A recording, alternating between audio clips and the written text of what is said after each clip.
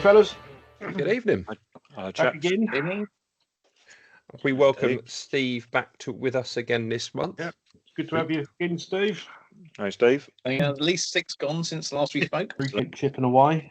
It's better than returns. That's very Or copyright issues getting raised and all that sort of stuff. We know you're Positive Pete, Steve, and you're worried about someone coming and saying you've nicked my idea. So if you've not had any negative feedback, that's a positive. Yeah, that's good. It's colouring sessions because I think some of those are done there. I have been doing a bit in the workshop rather, but not a lot of turning. I've actually been doing a couple of chopping boards and whatever, and one of them I've been using some router templates off some guys on Instagram. I don't think he's got a site anywhere else. He just does it all through Instagram, so selling everything. It's called Chops Designs, and it's really good. He's got a wide selection of all different types of templates, but not only does he do the templates, but he actually does silicon molds. So if you actually wanted a sort of almost on one of the ones I'd done, I'd sort of had some bits of wood, and then I could put that on put the router template on top of that, router that out. But then because it wasn't a complete piece, then he sells the silicon molds that go with each of the templates. So I could then put the bits of wood in the silicon mold and fill the gaps with resin. So if you've got like a solid bit of wood, I can just use the template itself, which is fine. But the one I got off him that I've been mucking about with recently was it's almost like a leaf design. So it was just a leaf shape, but it had almost like sort of about probably 6 or 8 little cutouts. So I just popped that on a bit of wood and then routed out the leaf shapes, and then I just filled those. But I didn't go all the way through, obviously. So I just needed to do it with 5 mil of resin in each of the actual sort of recesses, essentially. They're pretty good, and like I say, the array of shapes and that he does, down animals to leaves to customary cock and bollocks as well, things like that. He does everything. It's an absolute proper range.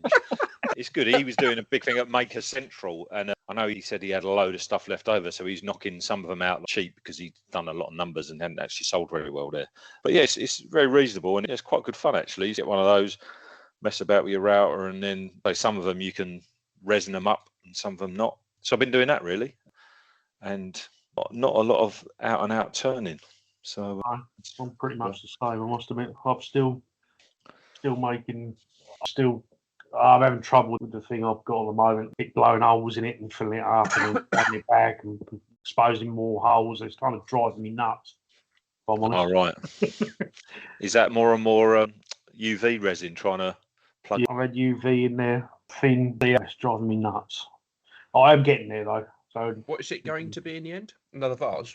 It's just a smaller vase where I bought those petals. Remember I bought, I mentioned petals? It looks quite cool, but it's got tiny little, I think because the petals are synthetic, they got air in them. I did put it through the vac chain, but they still got some air in it. So it's just exposing a few tiny little holes, but the holes are different colours. So you have to fill them because they go white.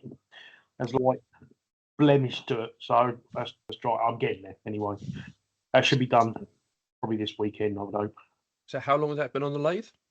Oh, God, I've been away all over the place. So, well, ex-resin moaned at me the other day because, well, they didn't moan, but they mentioned that we've noticed you haven't done anything for the last couple of years. Yeah, I know. It's off my case. Don't forget, we've got a contract. Yeah. So, that should be done. The aim is to get it done for this weekend. I would have got it done yesterday, but I went to the pub and got drunk because it was football. So that'd be next week. Would you have got a drunk if it was a men's football, or was it you just reverted to beer because it was the women's football? Either. They didn't mind. They landed here in Southend. Actually, saw that earlier. Yeah. That was strange. We had a helicopter loitering above our house for 2 hours. Felt like 2 hours. Don't know if he had the flight time for it. I think it wasn't one of the police ones or anything. It was one of the news helicopters. Oh, okay. Really? Oh, yeah. And because of our vicinity to the airport, they would have got the footage and everything from over here. But it's bloody noisy thing, it really was. They can be when they're hovering. Victor Meldrew time. You saying about having your holes and the colours in those synthetic things just reminded me. I'd done a crochet hook the other day. Some woman had bought one in Holland, and then a few weeks later she's going, "Oh, it's lovely and all that." And then she said to me, because I just do acrylic resin ones out of the pen blacks, she said to me, "Oh, would you be able to make me one that looks like wood?" It's like, we've just lost the trail here somewhere. I was going, looks like wood. I said, I could actually do wood. And she almost felt like she fell off her chair in surprise. What, you can do these things in wood? That's what I'm supposed to, that's what I'm really supposed to do, that sort of stuff.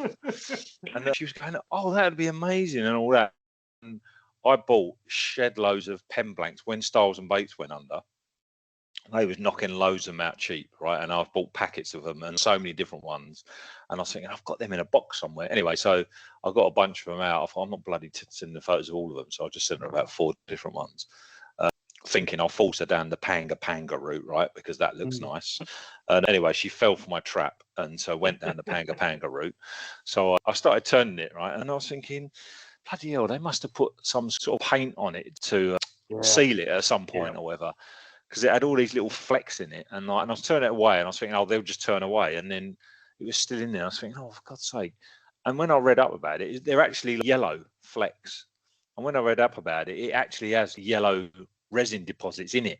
Oh, really? I've turned bowls out of Panga before, and I've never seen it in them before. But these ones had all this tiny little yellow flecks, and if you didn't know, you'd just think that's got paint on it. And it sort of, so obviously, to be honest, I said, I'm not happy with it, and I'd run out of a burl instead, and she had that. So I never knew that had yellow resin in it. You can find similar streaks in Wenge as well. And I've Wenge, whatever you want to call it. Wenge. Is that the day before third day? Yeah. We must pronounce wrong. Some of these exotic. I've got a wood called Lapacho Negro. Nice. That's not what it's being called on social media. I can't afford another band. Okay. I'm just calling it Lapacho. So it seemed to read that Panga's sapwood's yellow.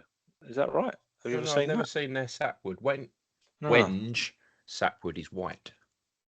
Well, that Kingwood proper, that's like a yellow sapwood, isn't it? And the purple is almost like the no, it's the heartwood is yellow.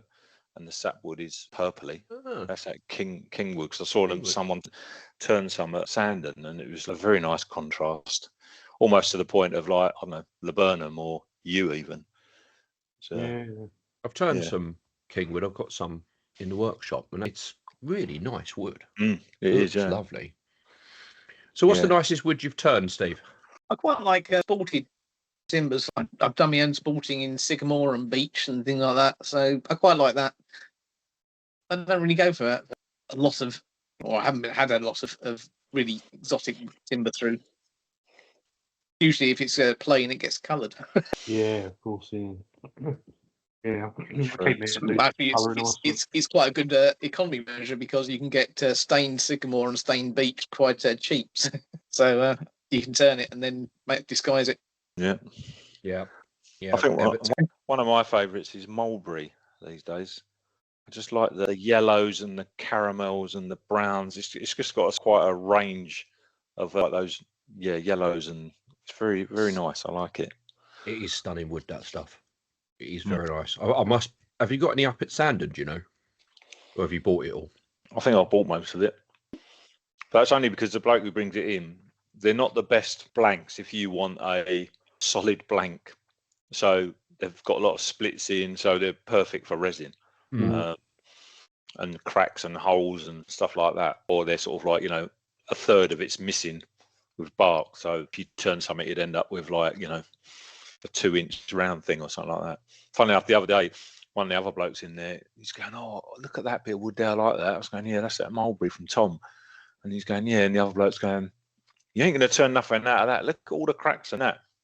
And then I just went, well, I'll whack some resin in that if you want for you, and then just give it back to you as a blank. He's going, oh, do you mind? And I was going, no, it's fine. He goes, oh, and he goes, I've got another bit in my van that I think could do with that as well. So then I went to his van and he gave me this other bit. I went, it's fine, no problem.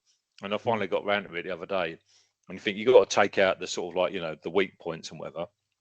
And then you just start going and going and going, and more of it's kind of away. And I'm thinking, oh my God, what have I let myself in for? So I've now got them down the back. They've got massive gaping holes in it and whatever. And now I've got to try and sort of work out, am I going to acetate it or do something else with it just to be able to get a collar on it? Yeah. And then I'm thinking, if that then pours out, I'm going through all that grief and it ain't even for me. I'll try and do someone a nice little quick favour. Yeah. And now it's like turning into a bloody job. So I've part turned it as well to get it round. It's like, geez, I'm going to do your old bowl and give it to you, and you just put the wax on it at the end. No good deed goes unpunished. Yeah, exactly. If he's not very grateful, he ain't getting it back. Do you make any use of those pen blanks I did for you? Yeah, one of them was the finial on my competition piece a couple of Oh, months was it? They come out right. I did a off-centre turning with it as well. And it survived off-centre turning as a finial. And I've made a couple of lace brickers and things out of it as well. Yeah, no, they're good. I need to make you up another silicon mould and get that. You do. I've got the silicon. Just need to get round to casting it. I might do that tomorrow, actually. I don't think I've got anything else to do. Apart from restock. Do you remember a long time ago I said that I had a go at making a mould and I used this aluminium. I've done that ages ago, and I sort of done it with red, sort of gold and green, so it was almost like a dragon skin and all that old tosh, right? And I'd sort of still had a blank from ages ago, and I thought I'm finally going to try and see if I can actually do a crochet hook out of that. And all the time I'm sort of doing it, thinking, is there going to be some right near the end where the final little chunks just chip away because they're sort of not supported because they're just in that particular honeycomb section or whatever. And all the time I think this is going well. And it got to the end, I think it's made it through, right? So I thought, sweet. And literally, I put it up and I sold it within hours. And it's probably just like, it's some woman who's bought loads of stuff off me in America, and I think they just watch your Etsy site or something like that, so they get notifications that you got news. So I just sort of said, absolute one-off, never to be repeated. I made this blank, and there's no way I could ever make one like this again. Do you know what I mean? So it's like, and she bought it. I thought, what a result that was. So it was it looked quite effective in the end. I have got some more of that mesh. I feel it'd be good if I could get a more reliable way of using it well. But good. I reckon at least half of my sales are in America. Wow. So what have I done this year? I think I'm down from January. Yeah, so far this year, I'm down on what I've done last year. But sales-wise, I've done nearly $3.5 grand. So it's not bad. It's not bad at all. So it chips away for sure. Every now and again, you just sort of seem to get a blitz, even though you pay whatever it is, $1 a day for them to plug it, like the advertising. You just see every now and again, you get a blitz of people just sort of favouring stuff, and you think, oh, another email must have gone out. And then you don't get nothing for a week, and you think, well, you're still charging me every day, but it just feels like that's the way it's going. But then somebody the other week, she'd not bought anything off me and literally just bought 3 in one transaction. And because it's not the easiest thing to do with multiple postage, she just bought them all, and it just charged her 20 quid postage for each one. I think you just now and again you just get lucky. Someone's got too much bloody money on their hands. Just sort of think. We find the American customers don't mind paying the postage. They're happy to pay the postage. I think they're used to it. I think there might be something in America where they obviously tip a lot, and I think their postage is slightly higher. So I think they're just used to paying it. Yeah. Are you going to make more pen blanks out of that? Is the honeycomb stuff? Is that what you're sort of thinking? Potentially. I've got a mould and all that sort of stuff. So if I'm going to do anything out of it, that's what I'll do. Because the thing is, the aluminium stuff isn't cheap itself. So you couldn't really. It cost you a lot if you was trying to do something half decent size with it, unless you was doing it in sort of small areas, or you done a little rim round a bowl or something like that. But if you was trying to use a lot of it, it's just not cheap. There you go for the next book, Steve. Honeycomb ringed bowl. You can have that. It's 20%. Cheap at half the price. I'll have to start making some notes of some of the things I see. Give me some more ideas. There's lots of things out there. We'll give you another nice 10% for pistachio shells. I'll go 5% walnut shells. I know it's a similar vein. That's why I'm going 5%. So I don't know if Steve knows about your pistachio intake over Christmas. What, before we quit, I've still got a big, they are 2 kilo tubs. I've still got one of them. Not just shells. Still full. No, of the actual nuts themselves. Of actual nuts. Over Christmas, he bought a couple of kilo of pistachios. It cost me 45 quid. Just because he wanted the shells for a resin project. And 145 quid for the wife to eat them. Still got it. I never sold that. Right, though. You sold what was it? Done a little like donks ago though. That wasn't that. So, was it? No, Banksia. Banksia nut. Oh, okay. I have done a little goblet out of pistachios as well. That was ages ago. Yeah, I thought you had. Yeah. So does the idea of playing with resin and things like that appeal to you, Steve, or are you sticking with the plain? It does, but it seems like a lot of effort. I'm running out of room in the shed, so just general stuff like bikes and the rest of it is now competing with the lathe, the workbench, and everything else. I'm now running out of places to put things. Well, that's all right. Gary will do it for I'm not you. very He good likes at doing other projects. Yeah, go upwards and double the height of the garage and make another floor on it. Yeah, that would be good. You need a I'm sweet not talk, very Will. good at keeping things tidy. You may have noticed at the club. You need to speak to Will about getting some of his resin. Give it to Gary, and Gary will cast it for you. Will can't remember how expensive resin is. No, I can't actually. Resin's free. It's a commodity. There's quite a few. I was just looking. There's quite a few. Well, I've probably got some of them. There's quite a few resin wood turning books already, isn't there? So I think you do. Yeah. I don't mind having a go just to try it, actually, see what it's like. I've never done anything on resin at all, so it's worth having a go at it. I reckon we could knock out a few between us. We'll have a joint book or something, and chuck in, I don't know, 5 projects each. Have one shell project each. I'll go walnuts, you go pistachio, right? You're not taking both of us. Gary can kill some Lego men. Yeah, Lego. There would be a multitude of stuff you could do it with, wouldn't there? Really, when you think back what you've done it on, and just go and flick through David Woodturning Facebook page, and you'll be able to get loads of golf balls. Nah. I still want to do a golf ball one. I wouldn't. The thing is, if I did it, I probably wouldn't film it because I'd do it for me. Because David's already done it, but I'm dying to do one. I must admit, golf ball project. Just think they're pretty cool. I was hanging out for so long waiting. I was going to do one. I still got a load down there, and then I just sort of thought I'm just going to do a quick and dirty one. So I think I just had 6 and done that. I just literally done like a little, and some geezer bought it, come out all right. I just thought that when you obviously go through them and sort of dissect them, I think it really needs lacquering or something like that. You can polish it or whatever, but you can still feel that a different texture, can't you? Whereas when you're lacquering it, you're getting a consistent texture or whatever. What's in the middle of a golf ball? Different. It is sort of rubbery, but it's weird that the colours inside vary. And it doesn't seem to be any rhyme or reason. They don't use black inside for a white ball or just white for colour balls. When I've done it, I had different colour ones. And I guess they're just different hardness. Golf balls are meant to be standard. You can pay fortunes for them, can't you? Yeah, you can. Golf balls are expensive. Can be.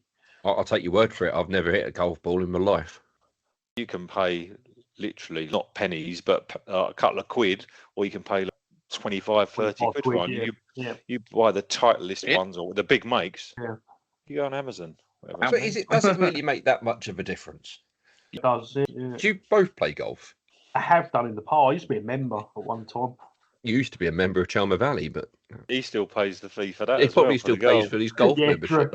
I went for a spell of trying to play, and it's just so hard. And it was at the time I was going to try and proper go for it when I was starting to do wood turning.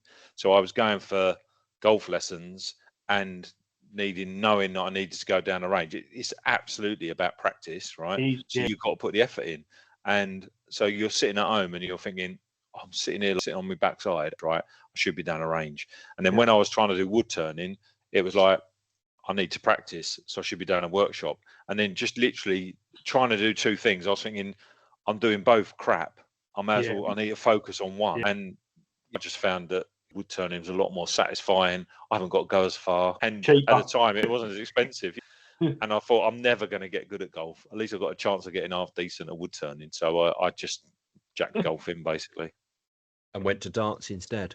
Darts has always been there. That's always there, darts, isn't it? Everyone always plays darts. I'm no good at darts. Oh, when I was a kid. Didn't you do that when I was little? I'll sit on your bedroom floor with your brother and sit with your legs open and throw the darts and see who can get it closest to that sort of stuff. No, because I wouldn't cross the road and kick them and get a dart in the side of your shoe. Done that. Dart in your hand on the dartboard. Done that, mate. All of them. So what was this you were saying in the pre-show about having this camera set up and playing against some German folks? Oh, so nowadays it's a lot simpler to buy a kit that goes round your dartboard. So there's some of the big companies like Windmill and I can't remember, Target Darts. They do these kits and you buy it and you get a light ring that goes around your ball, which most people at home would want because it lights up your dartboard nicely. Yeah. But you get these 3 arms with 3 cameras and they all sort of go at certain distances and then they connect up to a lappy and then they're basically counting your scores for you and telling you what to do. And the big company ones, you're probably talking like 600 quid for this setup. But there's people now doing them on Facebook for, well, I paid 115 quid. And the guy, he 3D prints the leg things and whatever. You tell him what light ring you've got, and he goes, "Oh, you need these ones." He 3D prints them, buys the little cameras you need, and they all slot in, sends you the full little kit, essentially, USB cables and whatever. And it's like, just rig it up to a lappy. And so what's a lappy? And then so you can play it on your own, and then it's doing all your stats, working out your scores. And I reckon it's less than 1% it gets wrong. It's very clever. Even when you think like some of your darts are going so close together in the treble 20, some of them are so close next to each other. You're thinking, how are they blocking it? But it's because it's got the 3 cameras, it can dissect or whatever it can do. And then some of those have a subscription service where you can play online, so you don't see the person from a camera perspective, but you see when they're throwing their darts. And some of those that you're paying monthly to do that, whereas this one, Auto Darts, they do it for nothing. And then so you just go on there, and it's like any other online thing. You've got a name, you can add friends and all that sort of stuff, and then you can just go in the lobby. So just playing some random Germans. So, Cool. So have you made yourself a set of set of darts? You wouldn't turn yourself a set of darts because you can buy kits, can't you, to turn? No, I haven't done that. They wouldn't be any good, would they? No. All 3 have got to be perfect. No way. Otherwise, your throw would be out. I might make something to stick a dart in. Yeah, do. That's about as close you're going to get wood turning and darts. But how much of a distraction is it having a dartboard in the workshop? It is distracting. It comes back down to that practice makes you better. So say you're doing some wood turning and then you're thinking, before I leave tonight the workshop, I should do half hour on the dartboard. So that's a half hour you're not turning or polishing or finishing a project or whatever. So it does mount up. And then when you're still in there at 12:30 and you're thinking, come on, get out. You're not going to beat the German. Just let him go. Because I've always thought about putting a telly out in the workshop, but I know full well that, especially this time of year, we're coming up to the 100 cricket matches are coming back on, and I just wouldn't get any work done. I'd just be sat watching the telly. No, I keep threatening to do that as well. Yep, I think surely something like cricket's quite a good thing though, right? Because it's boring as hell. I don't really like. I don't mind watching a bit of the 100, but there's a lot of gaps in it. It's not like football where you'd have to be watching all the time. So you can look up at the screen or whatever. I completely agree with the test match, and I can listen to a test match. I'd put whatever radio station and I'll on the ISO tunes, and I'll listen to a test match. But the 100 is so fast paced, and they just smash it all over. You really need to watch them hit that hard. And it's the same with the T20 stuff. Although the attitude the England and Indian players have been giving each other, I was listening to it, but you don't really understand just how much abuse those two teams were giving each other over the last couple of test matches. But I'm still thinking about it, but I also don't have particularly good Wi-Fi out there, so I'm not sure how I... See, I upgraded the Wi-Fi and put one of those boosters out there. Because your shed, loosely, garage, one car might just fit an Austin Mini in it. You wouldn't get a car in there. Before you fitted the lathe, it's attached to the house. You don't have to go far for your Wi-Fi. The rest of us have got external workshops. Oh, yeah, true, yeah. I'll sort you out with Wi-Fi. Don't worry. Oh, excellent! I've got Sky. Shit. You'll have to wait a little while. House, huh? You'll have to wait a while. Steve's writing a book about how to set up Wi-Fi. I'd love to have a TV just above the lathe for like when I'm polishing for like. It's good for polishing. The other concern I have, my stereo out there is a DeWalt tough speaker system, so it is designed to take the abuse. Tellies aren't. They get covered in dust. I reckon you could, like, ages ago, I had, you can buy a decent, say, whatever, 42-inch from somewhere like Audi, right? That will do the job out there, and it's very reasonably priced to that size telly, and you don't need it to be absolutely top-notch 4K. It would still be 1080p from Audi at a half decent price, and then it don't matter if it screws up, does it? No. All you have to do, Mark, is just run the airline into it and just blow it out every so often. Don't do that. That's what I do in my speaker. I'll just do that every now and again. Yeah, you get the leaf blower out, Will, and just blow it all over your neighbours' driveways. I went up. I haven't done that for a while. I popped round to his, April time? Did I pop round? Something like that, wasn't it? When I was doing the design work for the tri-ring adapters. And I've seen Will's work, and it is very good. But then I saw where he makes it all, and it is a one-car garage designed and built for a 1970s car. So it's very tiny. Not a lot.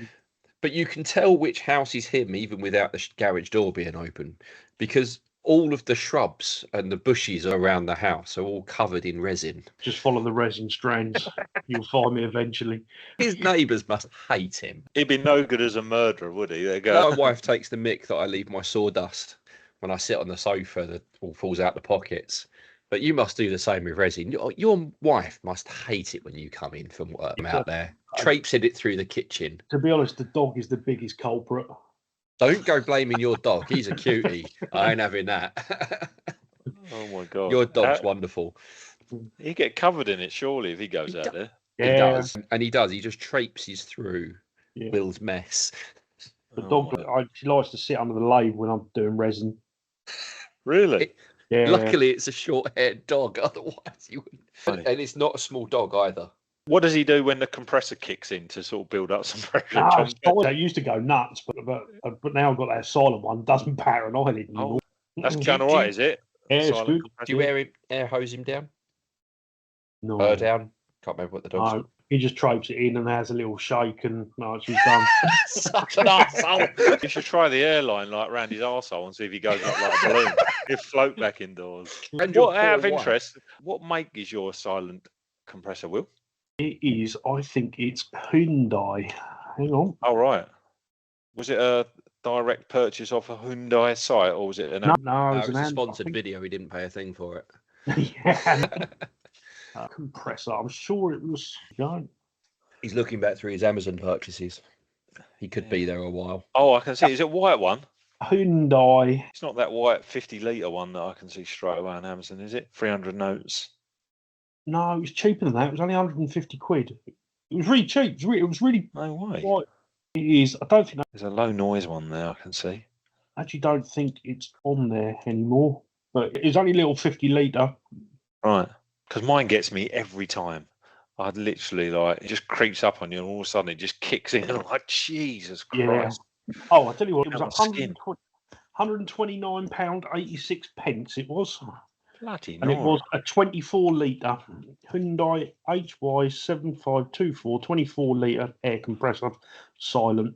Do you just want to send him the link in the chat? So no, hang on. No, I haven't got it. There's VAT on top of that. £155.83. That is... Gary, is that all the calls of your catches then? When your compressor starts up? Shits himself. Yeah, maybe that could be something to do with it, Steve. My compressor's got an issue with overpressure. So it will build pressure and you're doing it all with a pressure tank. And then all of a sudden it will just go. And every time I shit myself, it is so loud. And I think, it's going to blow up. And I also need a new pressure pot. I also need a new compressor. And mine's a beast. It's absolutely huge. I bought it when I resprayed my Skyline back in 2007. So you've had it quite a while then. It's a silver line as well. It was cheap and nasty. And it came as a spray painting kit, so it came with the guns and everything as well. Oh, right, okay. I've had the last couple I had those SGS ones. Got their own site as well. No, I highly recommend it. It's very good and it is pretty quiet. I keep looking at getting a vacuum tank because I want to get into stabilising. There was a geezer the other day selling. He was just getting out of stabilising. Could have bought all his kit. He was flogging all his kit. I was too late to the game. Oh, right. I saw that. Because you have to have a glass lid, don't you? Not plastic. Yeah. And that pushes the price up quite a bit. Because when I got my one, I purposely didn't go for that. Because I thought I'm not going to stabilise, so I don't need to pay. And I'm sure it was something stupid, another 60 or 80 quid on top. I want quite a big diameter one. Because I want to stabilise sort of bigger blanks. I'm not just going to be doing pen blanks. I want to be doing bowl blanks as well. I can't remember how much mine was, but it was expensive. Has yours got a glass lid? Yeah. Where'd you get it from? Amazon again. I'll give you... Hang on. I won't make you do it now, but if you can send us the link, that would be wonderful, please, sir. We do this quite a bit. We then traipse through Amazon and we go quiet for a minute, and then Will has to edit out the quiet bits. 9-gallon tempered glass, £269.54 I paid. Can you send us a link, please? Yeah, we'll do. Can you do it by WhatsApp, or is it on your computer? It's on my computer. Can you email it, please? Yeah, I can do that. Thank you very much. Yes, I think I got that link off you, didn't it? Because I was looking at it and I was thinking, I just couldn't. I ended up getting one off Amazon, and 19 litre. Because wasn't yours just yours wasn't with the actual pump as well, was it, Will, or was it? No, That's not including the pump. Another £100 for the pump. So I paid 299 for the pump and a 19 litre one, but that wasn't a glass lid. Back on G, and I'm sure they do a glass lid one as well, but it was even more.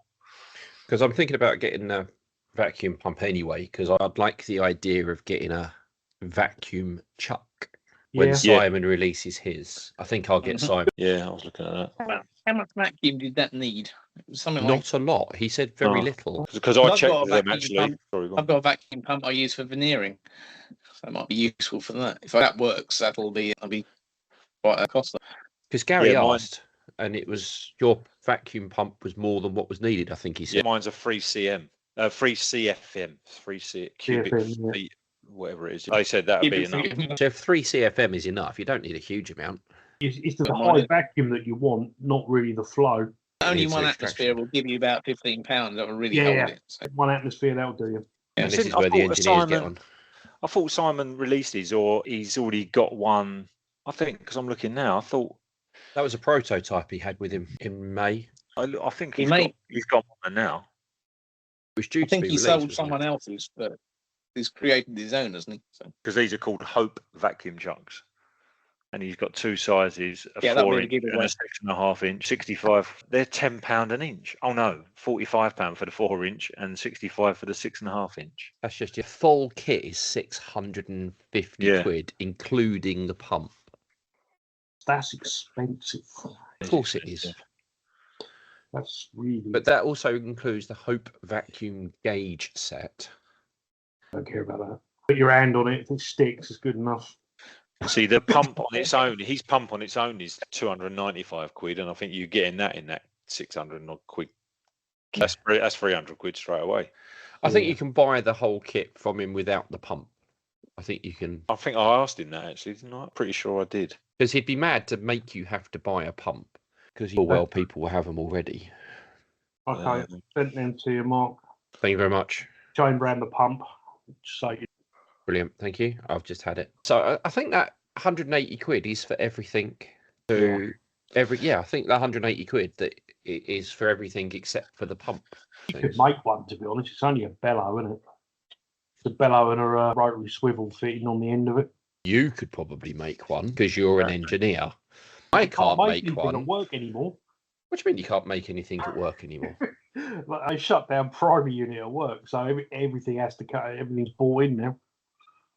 On the subject of your work, I don't need your work to fix my lathe. Got a lathe update. Ah, It is back up and running. All right. Is the record one? Say again? Sorry, Is Steve? that the record one? Yes. Was that the record lathe? Yeah. Yeah. what Yeah. was it? I am never going to the motor place in Sutton Road again. Oh, really? Why? Because it was the cables that came out of the motor. They Oh, were right. earthing. Was it? Oh, really? All I did was replaced a little bit of, and they are literally 2 inches of cable. I replaced those 2 inches of cable, and holding onto my wooden desk quite firmly, I've yet to have a problem. Yes. I did buy a new control board, PCB board, but it was still going wrong with the PCB board. So I stripped it all back, looked at everything. I was like, I cannot see any reason why anything should be failing on the boards. They look clean. And I was like, but the guys said that my motor was fine. Just for shits and giggles, let's just replace the cable. I've got cable. Let's just replace the cable. So I did, and it's fine. So yes, the record power is back up and running. This test, that is. Well, I don't know how they tested it. I really don't. But when I pulled the motor Not apart, very thoroughly, by the sounds of it.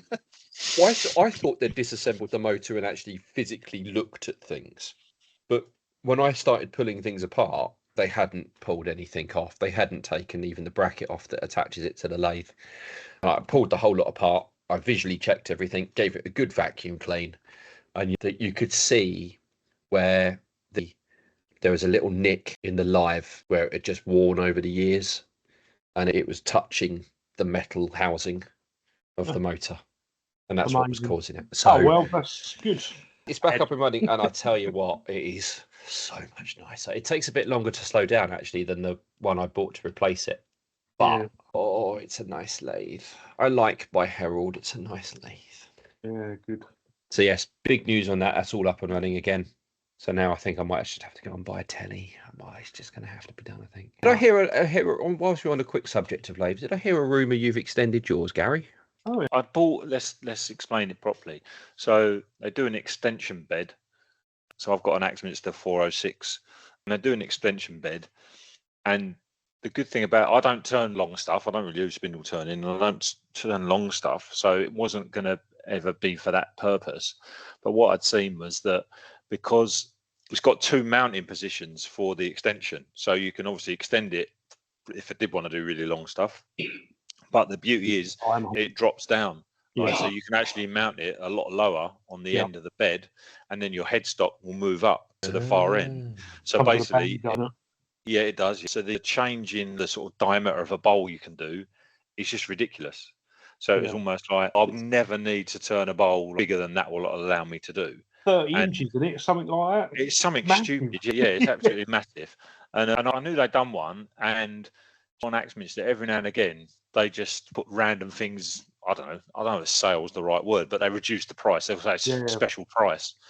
And because I put it in my watch list thing or whatever, and then I just saw they dropped the price by 90 quid or something like that. And I was thinking, I'm just an idiot if I don't buy it here. I might not need it right now. So I just ordered it, not used it. So it just turned up in a big heavy box, as you can imagine, slipped the heavy box under the desk and said, when I want to turn a beast of a bowl, I know I now can. And I've saved myself 100 quid.